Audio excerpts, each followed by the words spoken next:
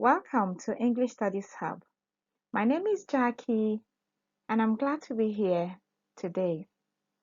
Now, today we are going to learn the clause as a grammatical unit.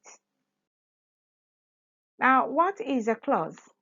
A clause is a group of words that contains a subject and a verb. I want you to emphasize that a clause contains a subject and a verb. Now, a clause is used as a part of speech. So we can combine the first item here with the second. That a clause is a group of words that contains a subject and a verb are used as a part of speech. So you begin to ask, what is a subject? A subject is a person or thing that is described in a sentence. That's what a subject is. And a verb is that part of the subject that indicates the action performed by the subject. It can be the predicate. So we can actually say that a clause is a group of words that contains a subject and a predicate used as a part of speech. Okay, so now let's look at types of clause. The clause is divided or classified into the main clause and the subordinate clause. The main clause and the subordinate clause. Now, the main clause is that part of the sentence that can stand alone, independent. The main clause is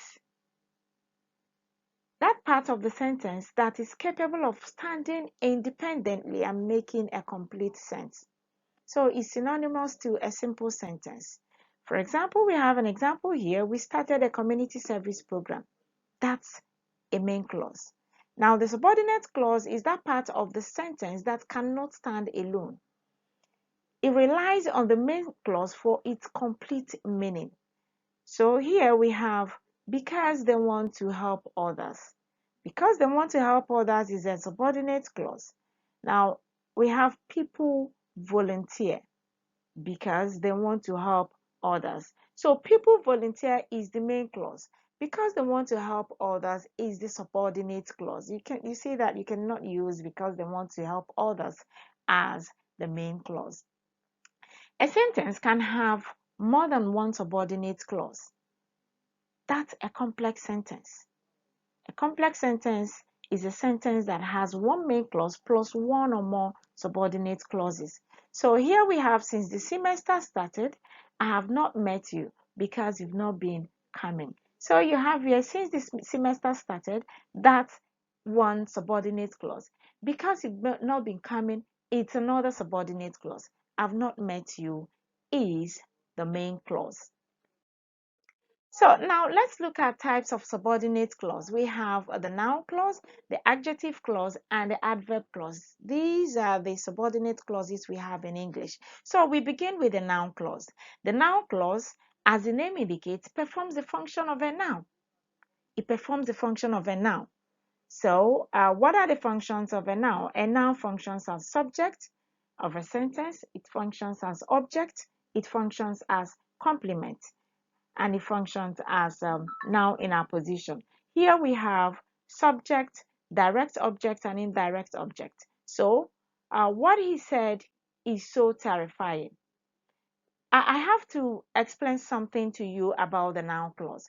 For the noun clause, of course, we say that the clause that we are talking about here is used as a part of speech. So for the noun clause, when you remove the subordinate clause, you'll be left with a fragment that is not independent, that cannot serve as a main clause, yet we refer to it as the main clause. So here we have what he said is so terrifying. What he said is functioning as the subject of the sentence. So is the noun clause.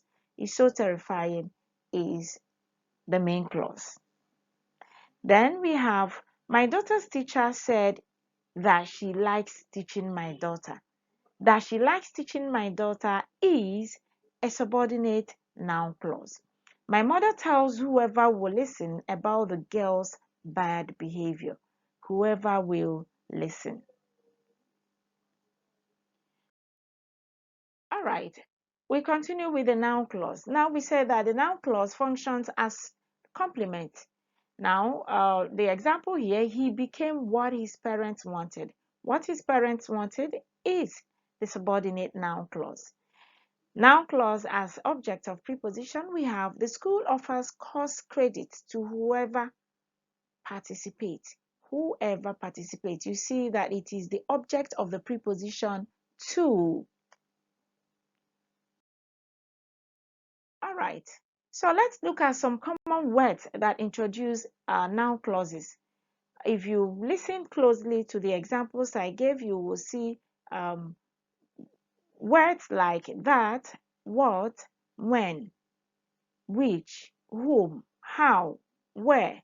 These are some of the words that introduce noun clauses.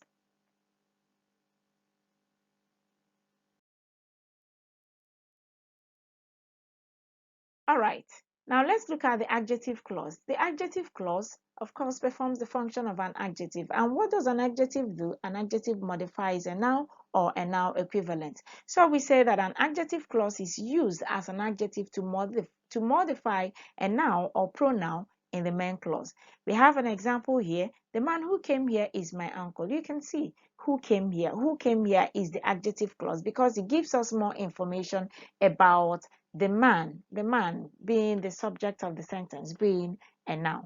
Then an adjective clause is also called a relative clause because it is introduced by a relative pronoun or a relative adverb. So let's look at some examples. John enjoys the time that he spent watching football. John enjoys the time that he spent watching football. You can see that he spent watching football. That's the adjective clause. We want to see the car which Tony bought for his wife. You can see it, which Tony bought for his wife is the adjective clause modifying the car. The man whom we have been waiting for is here. Whom we have been waiting for.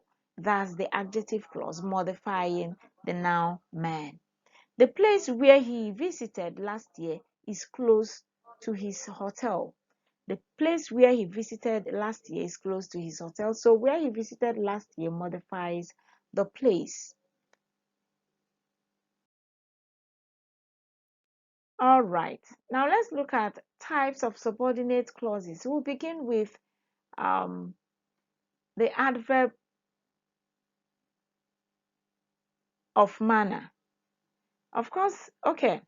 So we are looking at the adverb clause. Now the adverb clause of manner states how. But we have not explained what an adverb clause is. Of course, an adverb clause modifies a verb, an adverb, or even an adjective, or even the whole sentence.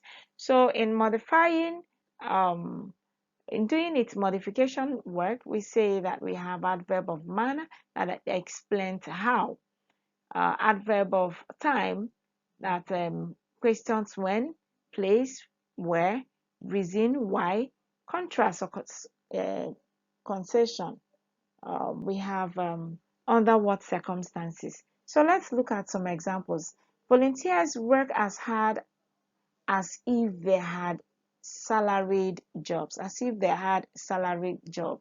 That's how they work. Before the program began, some people criticized the plan as impractical. Before the program began, talking about when.